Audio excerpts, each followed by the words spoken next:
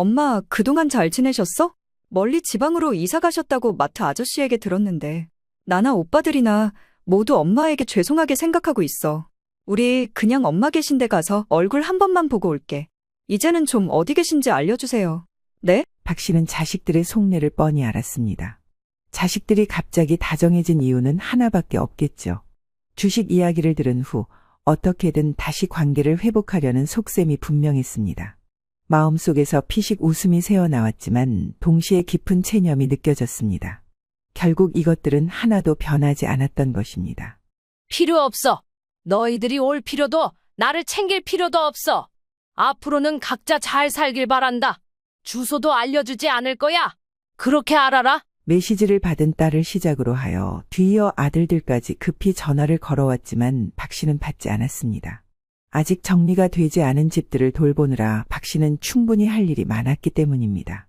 전화가 끊긴 뒤에도 문자와 부재중 전화가 쏟아졌지만 박 씨는 마음이 흔들리지 않았습니다. 올해로 71세가 된 박영미 씨가 이처럼 자식들과 척지게 된 것에는 내 탓이 아닌 어디까지나 자식들 때문이라고 자신 있게 말할 수 있습니다. 박 씨는 본래 남편과 작은 식당을 운영하며 3남매를 키웠습니다. 식당은 동네에서 손님이 끊이지 않는 맛집으로 소문났고 그 덕에 자녀들에게 부족함 없이 지원할 수 있었습니다. 남편은 말수가 적고 내색을 잘하지 않는 성격이었지만 늘 든든하게 느껴졌습니다. 애들한테만큼은 뒷바라지 제대로 해줘야지. 남편은 틈틈이 박 씨에게 말하곤 했습니다. 그 결과 세 자녀는 모두 서울의 명문대에 진학했고 각자 훌륭한 직업도 잡았습니다. 큰아들은 금융업계 증권사 애널리스트, 작은 아들은 대기업의 엔지니어, 딸은 대형 병원의 간호사로 일하며 각자의 삶을 꾸려나갔습니다. 결혼 후 모두 맞벌이를 시작하면서 성공적인 가정을 이루었죠. 이제 우리도 좀 쉬면서 살아도 되겠지. 박 씨는 자식들 걱정에서 벗어나 안도했습니다. 하지만 그 평화는 오래가지 않았습니다. 자녀들이 결혼하고 손주들이 태어나면서 박 씨의 일상은 다시 바빠졌습니다. 자식들로부터 손주들을 떠맡게 되었기 때문입니다. 박 씨는 처음엔 자식들을 돕는 것이 당연하다고 생각했지만 갈수록 일이 많아졌습니다. 갓난쟁이 손주부터 유치원 다니는 손주, 초등학교 다니는 손주까지 각각 셋을 돌보며 하루 종일 바쁜 시간을 보내는 박 씨는 조금씩 지쳐갔습니다. 남편과 둘이서 쉬며 여유롭게 보내던 일상은 더 이상 기대할 수 없게 되었죠. 이들 부부에게 자식들도 나름 감사의 표현을 하고 있었습니다만 세 가정에서 모아 매달 보내는 용돈은 딱 100만 원이었습니다. 처음에는 그 돈이 고맙기까지 했습니다. 하지만 시간이 지나면서 박 씨는 그 돈이 마치 모든 책임을 부모에게 떠넘기기 위한 수단이라는 것을 깨달았습니다. 자식들은 100만 원으로 모든 고생이 해결된다는 듯 행동했습니다. 미안하다면서 과일이나 이것저것 사오더니 이젠 그것도 점점 뜸해졌고 주말마다 손주들을 데려오는 일들이 잦아졌습니다. 엄마, 이번 주도 좀 부탁드려요. 애들이 여기서 잘 지내잖아요. 딸은 늘 같은 말로 부탁했습니다. 작은 아들도 거들었습니다. 이렇게 북적북적 사촌들까지 같이 지내니까 좋은가 봐. 얘네가 할머니 할아버지를 얼마나 좋아하는데. 박 씨는 속이 상했지만 자식들의 요구를 매번 거절할 수는 없었습니다. 자식들은 부모라면 당연히 도와야 한다는 논리로 모든 부담을 부모에게 넘기고 있었습니다. 하지만 진짜 고된 일은 시작도 하지 않았으니 이후로 남편에게 변화가 일어나게 되었습니다. 남편은 점점 작은 일조차 잡고 있기 시작했습니다. 어느 날 박 씨가 손주의 이유식을 데우는 사이 남편은 작은 손주를 데리고 집 밖으로 나갔습니다. 한참 후에야 남편이 집에 돌아왔지만 아이는 함께 오지 않았습니다. 여보, 손주는 어디 갔어? 왜 당신 혼자 들어와? 우유 사주러 간다며? 박 씨가 다급하게 물었습니다. 잠깐? 손주? 내가 어디 두고 왔나? 그러게 같이 나갔던 것 같은데. 그치? 남편은 멍한 얼굴로 대답했습니다. 순간 박 씨는 심장이 철렁 내려앉았습니다. 그 길로 바로 신발을 걸쳐 신고 손주를 찾으러 나갔고 그나마 다행히게도 손주는 아파트 단지 내 놀이터에서 놀고 있었습니다. 남편이 놀이터에 아이를 앉혀두고는 그대로 잊어버린 것이었습니다. 이 사건은 남편이 알츠하이머 초기 증상을 보인 첫 번째 순간으로 일단은 그저 단순한 해프닝 중 하나로 넘어가게 되었습니다. 하지만 상황은 그렇게 녹록지 않았습니다. 그날 이후로 남편의 잊어버리는 일이 점점 잦아졌고 가스불을 끄는 것과 문을 잠그는 일조차도 자주 잊어버리게 되었습니다. 박 씨는 이런 상황을 인정하고 싶지 않았으나 본인보다 4살 위인 남편은 본인의 어머니도 치매로 일찍 보내드렸습니다. 가족력이 있지 않을까 싶어 걱정이 되었고 곧장 남편을 데리고 병원에 갔습니다. 그리고 결과는 알츠하이머라는 판정이 돌아왔습니다. 세상에, 정말인가요? 이 사람이? 여보, 당신, 어떻게? 박 씨는 절망하기도 직전에 이런 남편의 상태를 더 이상 혼자 감당하기에는 역부족이라 생각했습니다. 손주를 돌보는 것만으로도 힘든데 이제 남편까지 아픈 상태가 되었으니 상황은 너무 버거웠습니다. 심지어 남편의 상태는 날이 갈수록 나빠졌습니다. 기억력은 점점 흐려지고 가끔은 무슨 말을 하는지 알아듣기 어려웠습니다. 게다가 과거 실패했던 사업 이야기나 주식 투자 얘기를 반복하며 전혀 현실과 맞지 않는 계획을 늘어놓았습니다. 여보, 이번엔 정말 확실해. 그 회사 주식이 기회야. 이번만 나를 믿어줘봐. 내가 몇 번이나 말했잖아. 남편의 말에 박 씨는 가슴이 저리도록 아파왔습니다. 과거 남편이 사업과 주식에 손댔다가 큰 실패를 겪고 집안이 휘청거렸던 적이 있습니다. 남편은 그때 술도 끊고 다시는 그런 일에 손대지 않겠다고 다짐했었습니다. 그렇게 크게 집안이 흔들렸던 사태 이후로 가족들 중 누구 하나 남편의 주식에 대해 언급한 적이 없고 남편 본인이 가장 민망해하고 회피하려는 주제였습니다.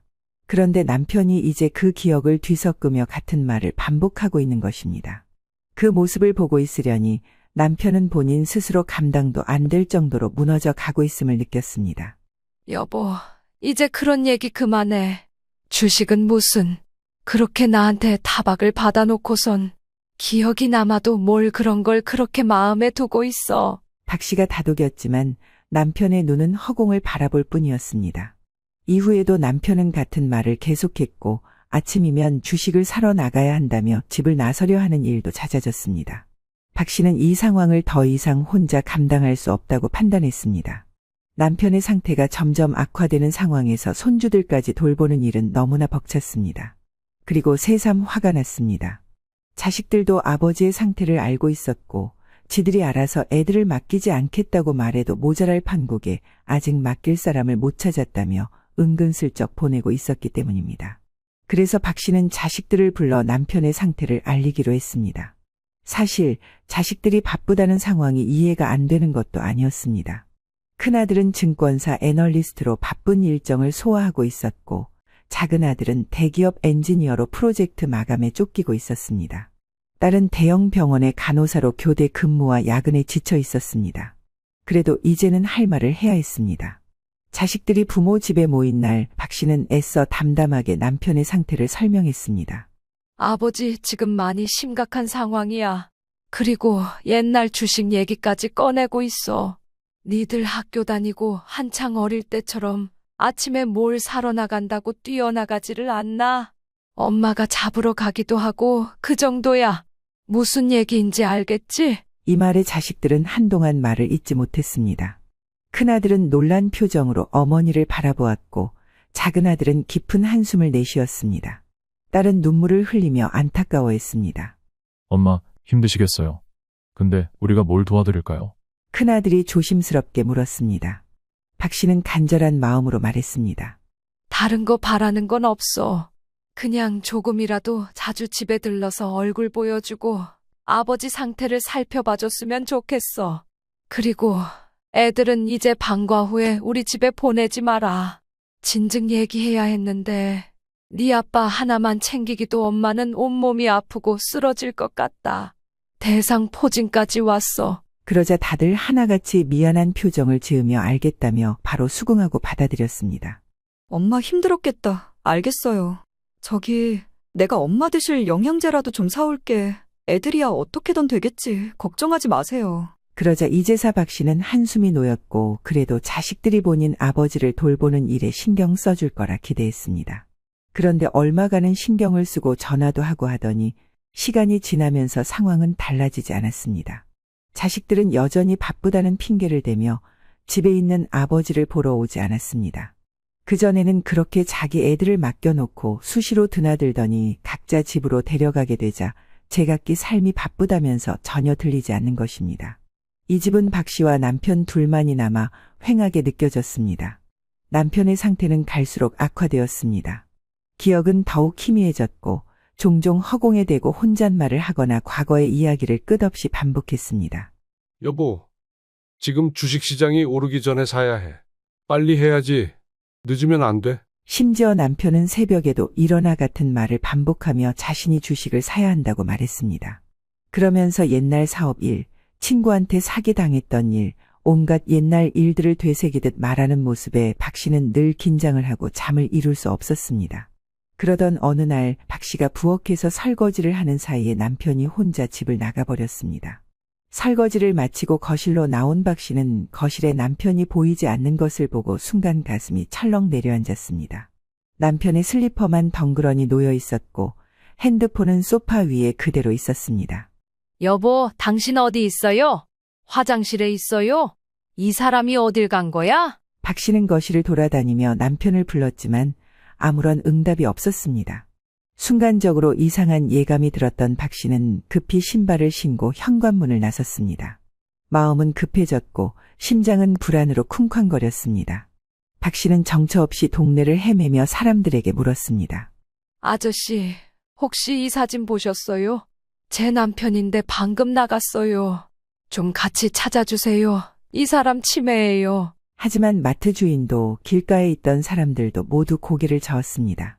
아무도 남편의 행방을 알지 못했습니다. 시간이 흐르면서 밤은 점점 더 깊어졌고 박 씨의 가슴은 점점 조여오는 것 같았습니다. 남편이 길을 잃고 어딘가에서 사고라도 당하면 어쩌나 하는 불안감이 몰려왔습니다. 결국 박 씨는 떨리는 손으로 휴대전화를 꺼내 경찰에 신고했습니다. 여보세요, 경찰이죠? 제 남편이 치매 초기 증상이 있어요. 좀 전에 집을 나가버렸어요. 날씨도 춥고 이제 어둑어둑한데 제발 도와주세요. 박 씨의 목소리는 떨렸고 눈물이 자꾸만 나올 것 같았습니다. 경찰은 남편의 인상착의와 나간 시간을 물었고 박 씨는 최대한 정확히 대답했습니다. 회색 잠바에 검은 바지를 입고 나갔어요. 나간 지 1시간 정도 됐어요. 경찰은 주변 순찰차를 돌려 남편을 찾기 시작했고 박 씨는 경찰의 연락을 기다리며 계속해서 동네를 돌아다녔습니다. 박 씨의 머릿속에는 불길한 생각들만 가득했습니다. 자식들에게 연락도 했지만 다들 직장 때문에 멀리 나가 있었고 다 같이 경찰로부터의 연락을 기다리는 상황이었습니다. 2시간이 지났을 때 드디어 경찰로부터 연락이 왔습니다. 어머니, 남편분을 찾았습니다. 근처 버스 정류장에 앉아 계셨습니다. 그 소식을 듣는 순간 박 씨는 안도의 한숨을 내쉬었습니다. 곧바로 경찰의 안내에 따라 박 씨는 뛰쳐나갔고 그렇게 마주하게 된 남편은 담요를 덮은 채 오들오들 떨고 있었습니다. 멀리 어딘가를 바라보며 무표정한 얼굴로 앉아있는 남편의 모습이 너무나 낯설게 느껴졌습니다. 박 씨는 다급히 남편에게 다가가 그의 손을 잡았습니다. 남편의 손은 얼음처럼 차가웠습니다. 여보, 왜 나한테 말도 없이 혼자 나가버렸어요? 나 얼마나 놀랐는지 알아요? 박 씨는 울컥하며 남편을 부둥켜 안았습니다. 하지만 남편은 메마른 얼굴로 박 씨를 올려다보더니 뭐가 잘 보이지 않는 듯 한참을 응시했습니다. 그러고는 중얼거렸고 그 말을 듣자마자 박 씨는 울음을 터뜨렸습니다. 아, 당신이었구나. 나는 우리 엄마가 올 줄 알았지. 박 씨는 이때 가슴이 찢어지는 것 같았습니다. 이 얼마나 잔인하고 무서운 병인가 생각했던 것입니다. 남편은 치매에 걸리신 본인 어머니를 붙들고 숱하게 울었던 적이 있습니다. 우리 엄마를 외치며 자신을 잊어버린 엄마의 얼굴을 못 보겠다고 통곡을 했던 적이 있던 것입니다. 그런데 이제 그 질병에 본인이 걸리게 되어 흐려지는 기억 속에 본인 어머니를 생각하고 있었습니다. 이제 정말로 현실을 받아들이는 수밖에 없었습니다. 박 씨의 남편은 더 이상 내가 알던 남편이 아니었습니다. 남편의 머릿속에는 이제 과거의 기억들이 빽빽하게 자리하고 있었습니다. 박 씨는 겨우겨우 속을 달래며 억지로 울음을 삼키고 경찰에게 감사 인사를 전한 후 남편을 부축해 택시에 태웠습니다. 남편의 옆에 앉아 집으로 돌아가는 길, 박 씨는 남편의 흐릿한 눈빛을 보며 조용히 다짐했습니다. 다시는 당신을 혼자 두지 않을 거야. 내가 당신을 지켜줄 거야. 박 씨는 남편을 집으로 데려와 따뜻한 물로 씻기고 약을 챙겨 먹였습니다. 하지만 마음 한구석에 밀려드는 씁쓸함은 가시지 않았습니다. 남편이 점점 더 무기력해지고 자신은 그 모든 짐을 혼자 감당해야 한다는 현실이 박 씨를 더욱 초라하게 만들었습니다. 남편이 점점 자신의 곁에서 멀어져 가는 것 같아 가슴이 아팠습니다. 그리고 자식들에게 이 사실을 알렸습니다. 엄마, 그래도 빨리 경찰에 신고해서 잘 해결이 됐네요. 나 얼마나 걱정했는지 몰라. 아참, 그리고 엄마, 아버지 상태가 더 안 좋아지시면 요양원도 생각해 보셔야 하지 않을까요? 큰아들은 그 말을 마치 당연하다는 듯 던졌습니다. 본인의 엄마가 아버지가 없어진 동안 얼마나 두려운 시간을 보냈는지에 대해서는 전혀 관심이 없다는 듯한 아들의 태도가 박 씨의 가슴을 아프게 했습니다. 박 씨는 작은 아들에게도 전화를 걸었습니다. 작은 아들은 더 차갑게 말했습니다. 거봐요, 엄마. 나도 형이랑 얘기해봤는데 아버지는 진짜 그 정도면 이제 요양원으로 보내셔야 해. 그러고 엄마가 잠깐 왔다 갔다 하면서 아버지 보고 오면 되잖아. 오늘 같은 일도 있으면 안 되지. 박 씨는 한숨이 나왔습니다. 작은 아들의 말에서 느껴지는 무심함과 무책임함이 박 씨를 더욱 외롭게 만들었습니다. 마지막으로 딸에게도 연락을 해보았습니다. 딸도 크게 반응이 다르지 않았습니다. 아이고, 다행이다. 그래, 엄마도 이제 쉬셔요. 아빠 더 신경 써서 잘 보셔야겠네. 나 지금 전화 받을 수가 없어서 다시 전화할게. 미안해요, 엄마. 딸의 말에도 박 씨는 아무런 위로를 받을 수 없었습니다. 박 씨의 고통과 힘든 상황을 이해해 주지 않는 자식들의 태도가 너무도 서운했습니다. 일단은 아들들의 말도 틀린 것은 아니었고 박 씨는 남편의 상태가 점점 더 악화되는 것을 보며 결국 결정을 내려야 했습니다. 매일 밤 남편을 찾아 나서는 일은 너무도 고되고 이제는 박 씨의 체력으로 더는 버틸 수 없었기 때문입니다. 남편을 안전하게 보호할 수 있는 곳이 필요하다고 생각한 끝에 박 씨는 요양원에 남편을 맡기기로 결심했습니다. 그런데 이후로 이어진 자식들의 반응은 박 씨가 예상한 것과는 너무 달랐습니다. 그래요, 엄마. 이게 진즉 답이었던 것 같아. 잘하셨어요, 엄마. 저희도 마음이 편해지네요. 아버지도 전문적으로 봐주는 사람들이랑 같이 지내는 게 낫죠. 큰아들은 마치 기다렸다는 듯이 말하며 안도한 기색을 보였습니다. 박 씨는 그 말에 속이 상했지만 참고 다시 말을 꺼냈습니다. 아버지 요양원 비용이 매달 250만 원 정도 나올 거야. 너희가 조금씩 도와줘야겠다. 남편의 상태를 보살피기 위해서는 자식들의 도움이 절실했습니다. 두 부부의 수입은 현재 살고 있는 집에 특별한 자산은 없었기 때문입니다. 이 사실에 대해 자식들도 모를 리가 없었습니다. 그런데 자식들은 한결같이 고개를 저으며 핑계를 대기 시작했습니다. 엄마, 저희도 집에 들어간 대출이 많아서요. 애 학원비도 만만치 않아서. 그렇게 다달이 지출을 고정적으로 드리긴 힘든데 초반에 얼마는 드릴 수 있어요. 큰아들은 서둘러 말을 돌리며 고개를 돌렸습니다. 엄마, 우리도 생활이 빠듯해요. 지금은 도저히 여유가 없어요. 작은 아들도 고개를 떨구며 말했습니다. 딸도 미안하다는 듯 답했습니다. 그 정도 나올 거라고 생각은 했는데 엄마 진짜 미안해. 우리는 올해 안에 이사 계획 있어서 당장 목돈은 다 묶여 있어. 생활비도 빠듯하고. 혹시 뭐 예금이나 그런 거 없나? 박 씨는 순간 참을 수 없는 분노가 치밀어 올랐습니다. 손주들을 돌볼 때는 당연하게 도움을 요구하던 자식들이 아픈 아버지의 병원비를 조금도 책임지지 않으려는 모습을 보고 실망감이 밀려왔습니다. 박 씨는 그들을 향해 외쳤습니다. 얘, 니네 진짜 너무하다. 니들 애들도 엄마랑 아버지가 그렇게 애가 닳도록 키워줬잖아. 아파서 어디 못 가면 데리고 있으면서 약 먹이고 병원 보내고 밥도 해먹려 가면서 데리고 있었는데 그런 거 다 떠나서 부모인 네 아버지가 아프다는데 이 정도는 너희가 얼마씩 도와줘야 하는 거 아니냐? 하지만 자식들은 곤란하다는 듯 그러면서도 자기들은 떳떳하다는 듯 말했습니다. 엄마, 저희가 매달 100만 원씩 드렸잖아요. 그게 저희 최선이었어요. 큰아들이 담담히 대답했습니다. 그러자 옆에서 잽싸게 작은 아들도 덧붙였습니다. 맞아요, 엄마. 우리가 최선을 다한 거예요. 넉넉한 상황도 아니고. 우리들 모두 결혼하고 할 때 제각기 대출받고 자기 능력으로 집 얻고 했잖아요. 그러다 보니 당연히 돈 버는 게 너무 버겁고 진짜 최선으로 드린 게 우리 머리수대로 맞춰서 100만 원 드린 건데. 박 씨는 더 이상 말을 이어갈 수 없었습니다. 결국 남편의 요양원 생활비와 병원비까지 혼자 해결해야 하는 상황에 놓인 박 씨는 다시금 외로움과 무거운 책임감에 짓눌리게 되었습니다. 이후로 박 씨는 남편이 요양원에 들어간 이후 날마다 그곳으로 발걸음을 옮겼습니다. 매일 가서 남편의 상태를 살피고 짧은 대화를 나누는 것이 박 씨의 일상이 되었습니다. 하지만 알아듣기 힘든 말을 중얼거리는 시간이 길어졌고 박 씨를 알아보는 순간은 점점 줄어들었습니다.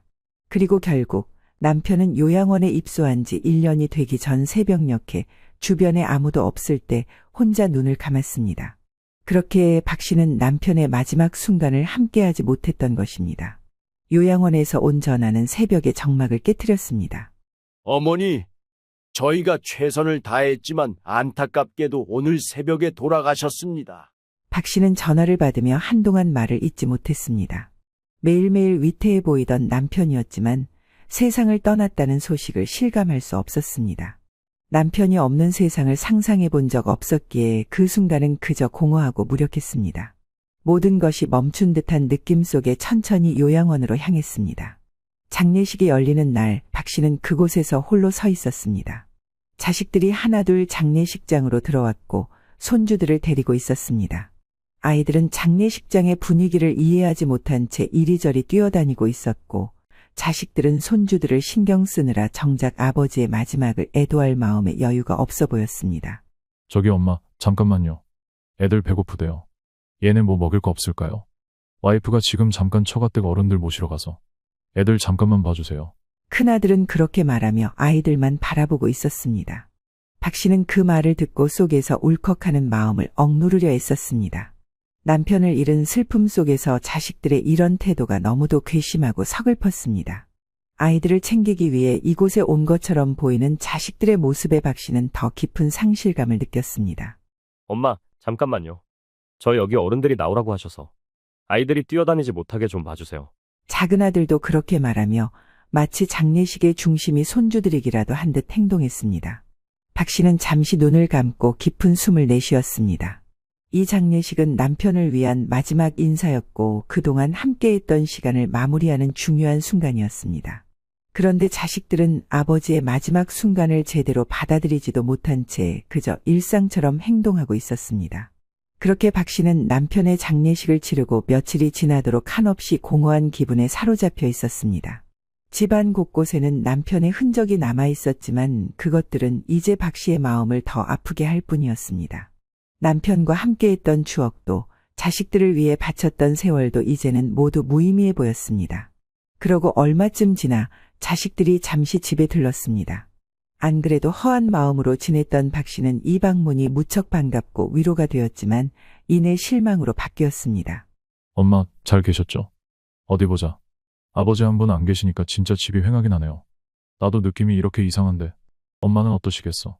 큰아들이 이렇게 인사하더니 바로 몇 초 만에 용건을 꺼냈습니다. 저기 엄마, 아버지 보험금은 언제 나오는 거예요? 주변에 물어보니까 다들 경황이 없어서 잘 모르더라고요. 그 순간 박 씨는 속이 싸늘하게 식는 느낌을 받았습니다. 보험금, 그것부터 물어보는 거야, 지금? 얘, 장례 끝나고 정신도 없고, 이제 엄마도 좀 마음 추스리려고 하는데, 오자마자 하는 소리가 그거야? 큰아들은 별다른 망설임도 없이 대답했습니다. 엄마, 별 뜻 없이 하는 말인데. 아니, 그게 아니라 엄마 기분 상하라고 한 말은 아니에요. 아무튼 이건 정산은 해야 하잖아요. 아버지 장례 비용도 나갔고 저희도 도와드린 게 있고 해서요. 특히 보험금 같은 건 나눠서 정리하는 게 맞을 것 같아서요. 박 씨는 말문이 막혔습니다. 남편의 죽음으로부터 일주일도 지나지 않았고 아직도 그 상실감에 허덕이고 있는데 자식들은 벌써 돈 얘기부터 꺼내고 있었습니다. 아마도 다들 큰 아들 뜻에 동의하는 건지 작은 아들과 딸은 그 옆에서 눈치만 보고 입을 다물었습니다. 너희들, 아버지 돌아가신 지 얼마나 됐다고 벌써 돈 얘기를 하냐? 진짜 너무 기가 막힌다. 오로지 그런 거 말고는 다짜고짜 와서 할 얘기가 그렇게 없어. 엄마 어떻게 지냈는지, 집은 어떻게 할 건지, 아버지 보내고 마음이 어떤지 그런 얘기가 먼저 아니야. 딸이 조심스럽게 말을 꺼냈습니다. 엄마, 미안해. 그건 우리가 엄마 배려를 못했네. 그 말도 맞아요. 근데 저희도 똑같이 아빠 아프신 거 보면서 힘들었잖아요. 같이 돕기도 했고요. 오빠가 저 얘기를 꺼낸 건 의뢰의 정리를 해야 될 부분이라 말한 거고 순서가 틀려서 엄마가 화나신 것 같아요. 화 푸세요. 하지만 그 말을 듣는 순간 박 씨는 더 화가 치밀었습니다. 야, 너 말은 똑바로 해야지. 돕기는 니들이 뭘 도왔어? 아버지 아프다고 하니까 그때부터 입 싹 닫고 쥐구멍에라도 들어갔는지 코빼기도 안 비쳤잖아. 게다가 아버지 실종되었을 때도 요양병원 보내란 식으로들 말하고 막상 간다니까 병원비 한 푼도 안 보탰어 니들. 그래놓고 이제는 보험금이 걱정돼? 하나라도 더 못 나눠 가질까봐 신경 쓰여? 자식들은 순간 침묵에 빠졌습니다. 얼굴에는 당혹스러움과 죄책감이 섞인 기색이 역력했습니다. 누구도 더 이상 대답하지 못했고 거실에는 고요한 정적만이 감돌았습니다. 일단들 나가. 그 잘난 보험금 내가 정산해보고 알아보고 연락 줄 테니까 그리들 알아. 오늘은 니들 얼굴 꼴도 보기 싫다. 그러고 박 씨는 얼마간 고민을 하다가 이틀 뒤 자식들에게 마지막으로 문자 메시지를 보냈습니다. 이미 질릴 대로 질리고 이골이 났지만 자식들 말대로 정리는 해야겠다 싶었습니다. 보험금에 대해서 할 얘기가 있으니 내일 다들 집으로 모여라. 그 메시지를 받은 자식들은 하나둘씩 답장을 보냈습니다. 이때 괘씸했던 게 이렇게 보내면 다들 알겠다면서 조용히 모일 줄 알았습니다. 그러나 다들 처음에는 그렇게 아닌 척 하더니 보험금에만 마음이 가 있는 것입니다. 큰아들은 곧장 전화를 걸어와서 물었습니다. 네. 엄마, 내일 들릴게요. 그런데 보험금은 어느 정도 나온 건지 미리 좀 알 수 있을까요? 박 씨는 차갑게 대답했습니다. 어차피 내일 알게 될 거야.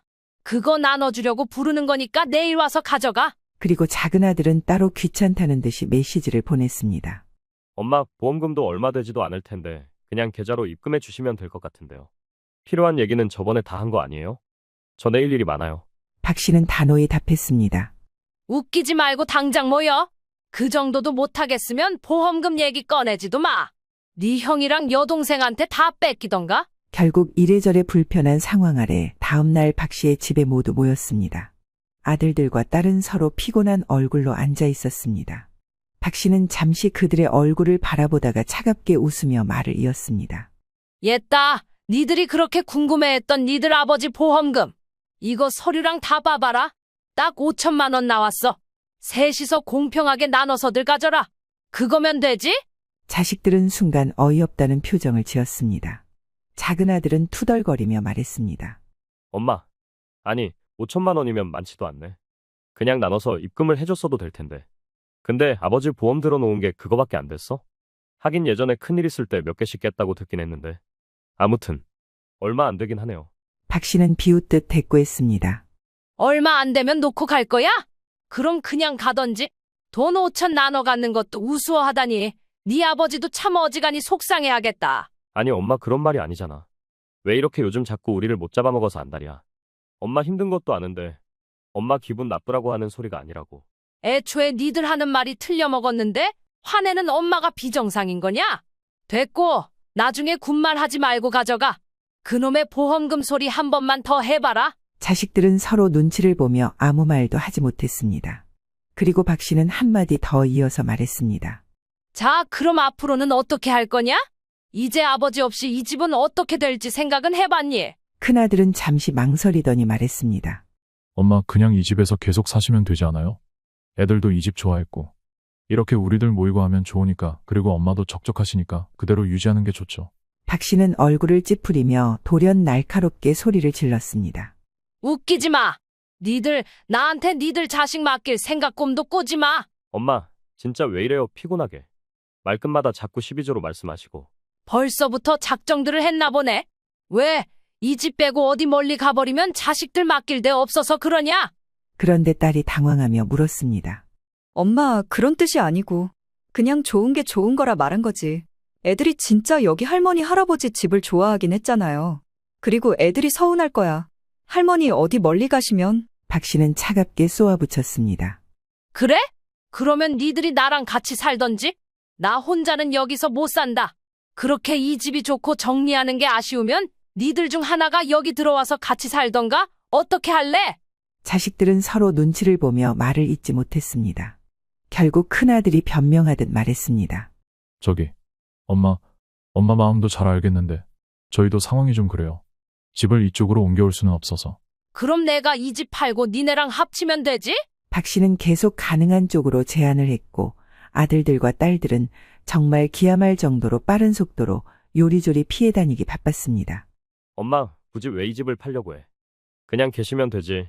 우리가 자주 오면 되잖아. 그리고 생각보다 나이 먹어서 부모 자식같이 사는 거 쉽지 않아. 엄마도 우리가 애들 맡기고 늦게 오고 하면 힘들어했잖아. 가끔 보는 게 낫지 않겠어? 박 씨는 그런 자식들을 한동안 바라보다가 조용히 말했습니다. 그래, 니들은 진짜 딱 보험금만 받아갈 주제들이구나. 엄마 왜 그래? 그게 무슨 말이야? 여기서 딸은 당황한 듯 답했고 박 씨는 더 이상 말하지 않았습니다. 그러면서 자식들이 어색한 분위기를 깨고 서둘러 일어서려던 순간 박 씨는 그때를 놓치지 않았습니다. 의미심장한 미소를 지으며 자식들을 불러세웠습니다. 잠깐, 아직 얘기 안 끝났어? 니들이 알아야 될 게 또 있거든. 그러자 자식들은 순간 멈추며 박 씨를 바라보았습니다. 박 씨는 숨을 한 번 훅 내쉰 다음 바로 서랍에서 유품을 꺼내 들었습니다. 남편의 오래된 서류 중 하나였습니다. 사실 말이다. 너희 아버지 주식이 진짜 있었어. 니들은 몰랐겠지만 말이야. 박 씨가 차분히 말하자 자식들의 눈이 휘둥그레졌습니다. 특히 눈치 없기로 유명한 작은 아들부터 놀라 물었습니다. 이게 무슨 소리야? 주식이라니? 아버지 주식 안 하기로 그렇게 각서 쓰고 별 소동을 다 벌이지 않았어? 무슨 주식인데? 나도 네 아버지가 치매 현상으로 헛소리 하는 줄 알았다만 진짜 주식이 있던 게 맞았어. 그 와중에 기억이 오락가락했던 거고 몰래 남겨두었던 게 있더라고. 그러면서 박 씨는 서류들을 직접 눈앞에서 보여줬고 자식들이 가까이 다가오자 다시 뒤로 넘겨버렸습니다. 그러자 조심스럽게 분위기를 살피던 딸이 물었습니다. 얼마나 되는데? 아빠가 남겨둔 주식이 있었다니 진짜 의외네. 엄마도 전혀 몰랐을 거 아니에요. 박 씨는 잠시 뜸을 들이다가 천천히 말했습니다. 한 30억 넘는 것 같아. 대충 따져보니 그렇더라. 이 짧은 말에 자식들은 뭔가에 얻어맞기라도 한 듯 잠깐 침묵이 길어졌습니다. 집안은 순식간에 정적에 휩싸였고 자식들의 표정에는 충격과 당황함이 서렸습니다. 겨우 가닥을 잡은 듯 작은 아들이 눈을 크게 뜨며 소리쳤습니다. 엄마, 그게 정말이에요? 아니, 그 얘기부터 했어야지. 지금 한가하게 보험금이랑 여기 집 갖고 떠들 때가 아니었잖아. 내 참, 나는 또 뭐라고. 그러면서 작은 아들은 다시 소파에 털썩 주저앉았으나 박 씨는 냉정하게 고개를 저었습니다. 왜? 니들한테 알려줄 이유가 뭐가 있냐? 그냥 알려주려고 말한 것뿐이야. 니들 몫이 아닌데 뭔 상관이냐? 이 말에 순간 자식들은 할 말을 잃은 채 서로의 얼굴을 바라보았습니다. 당장 눈앞에 커다란 운석이 떨어졌다고 해도 이보다 놀랄 것 같지는 않았습니다. 당연히 자기들에게 돌아올 몫이라고 생각해서 엄마가 깜짝 선언으로 놀래키기라도 하는 줄 알았던 모양입니다. 하지만 이 앞에 서서 니들 몫은 아니라고 강력하게 외치는 엄마는 지금껏 그들이 알고 있었던 엄마 박 씨와는 완전히 다른 모습이었습니다. 딸은 다급해지며 박 씨에게 다가가 말했습니다. 엄마, 그래도 아버지가 남긴 유산이잖아. 흥분하지 말고 일단 잠깐 앉아봐. 왜 이렇게 감정적으로 일을 처리하려고 해? 같이 의논해보자고 말한 거 아니었어? 하지만 그렇게 말하는 딸의 목소리는 미묘하게 떨리고 있었고 눈빛에는 급박함이 느껴졌습니다.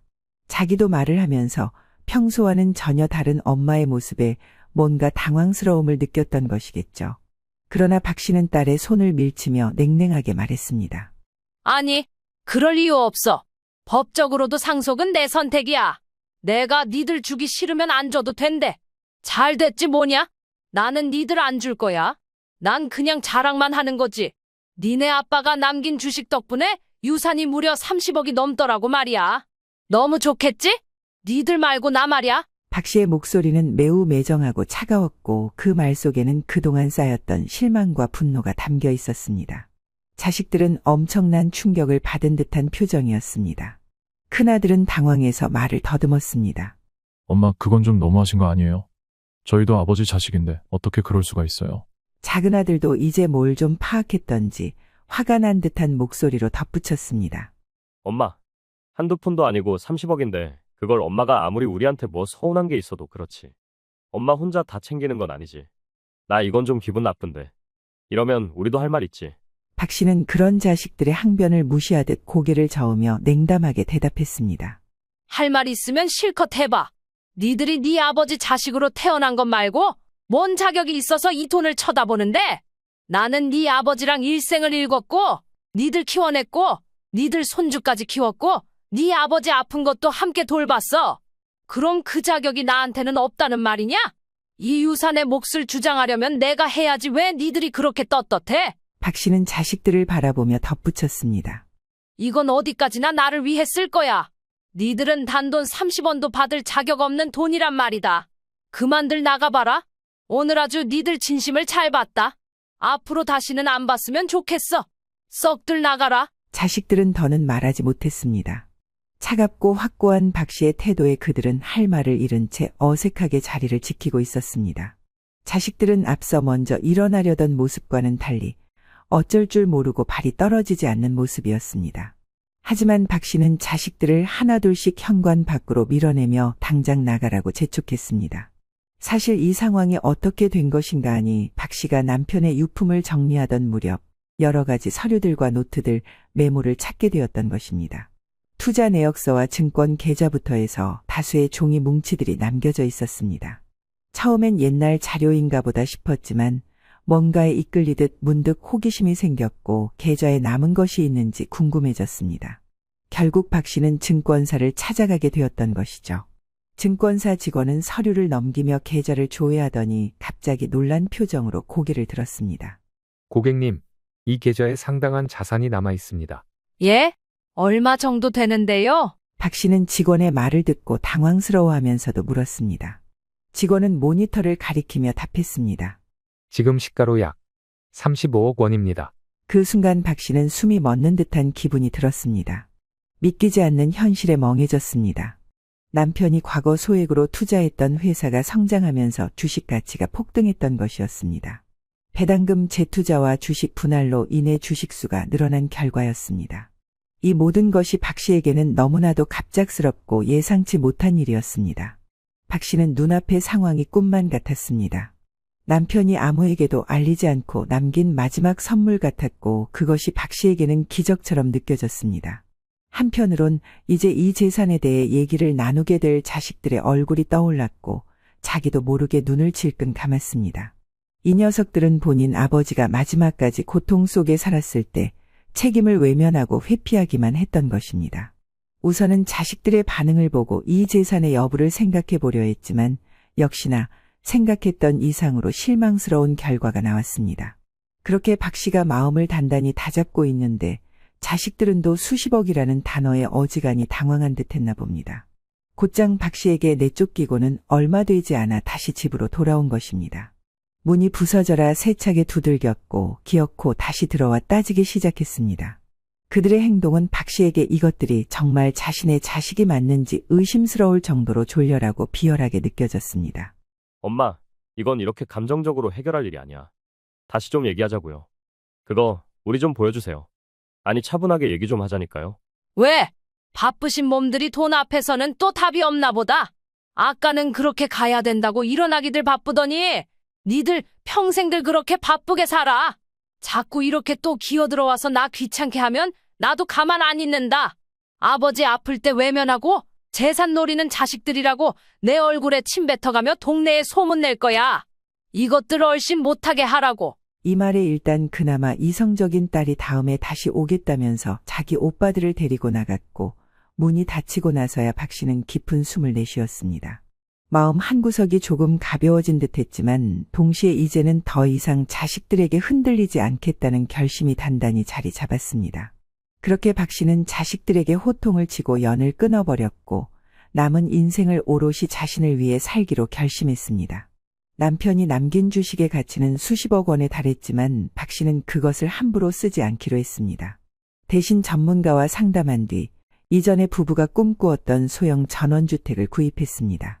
그리고 자산의 일부를 연금형으로 바꿔 매달 생활비로 받는 계획을 세웠으며 나머지는 전문가의 관리 아래 두기로 했습니다. 그렇게 남편의 유품 중 꼭 필요한 것들만 골라 새 집으로 옮기고 그 외의 물건들은 정리했습니다. 하지만 전원주택으로 이사한 지 몇 주가 지나자 자식들은 슬그머니 다시 연락을 해오기 시작했는데요. 그나마 박 씨와 가장 원한 없이 같은 여자 입장으로 무던하게 지냈던 딸이 대표로 전화를 걸어왔습니다. 엄마, 그동안 잘 지내셨어?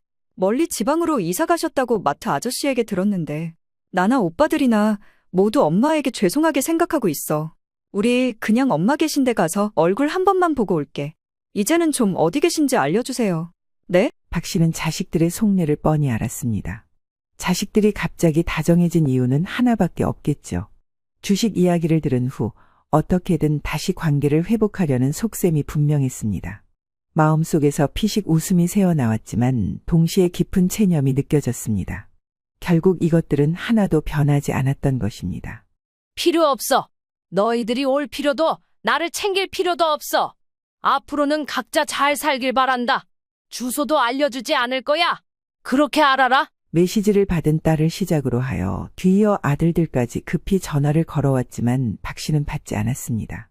아직 정리가 되지 않은 집들을 돌보느라 박 씨는 충분히 할 일이 많았기 때문입니다. 전화가 끊긴 뒤에도 문자와 부재중 전화가 쏟아졌지만 박 씨는 마음이 흔들리지 않았습니다.